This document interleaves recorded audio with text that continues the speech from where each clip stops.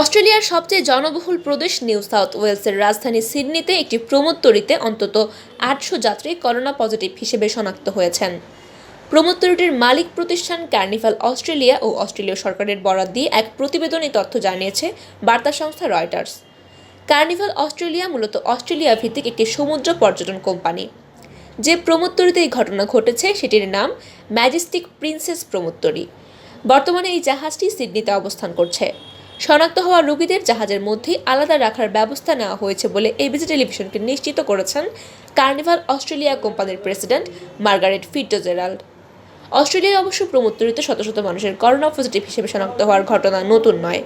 2020 সালে একবার Ruby princess নামের একটি তরীতে 914 জন যাত্রী করোনা পজিটিভ হিসেবে শনাক্ত হয়েছিলেন। পরে তাদের মধ্যে 28 জনের মৃত্যুও হয়েছিল।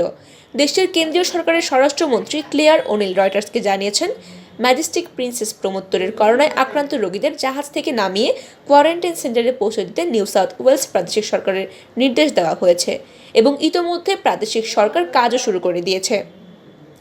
চলতি সপ্তাহে অস্ট্রেলিয়ার বিভিন্ন শহরে করোনায় আক্রান্ত রোগীর সংখ্যা বৃদ্ধির হার লক্ষ্য করা গেছে। দেশটির স্বাস্থ্য মন্ত্রণালয়ের তথ্য অনুযায়ী নতুন এই আক্রান্ত রোগীদের প্রায় সবাই XBB নামের ভাইরাসে আক্রান্ত। সবচেয়ে সংক্রামক করোনা ভাইরাস ওমিক্রনের একটি উপধরন এই XBB।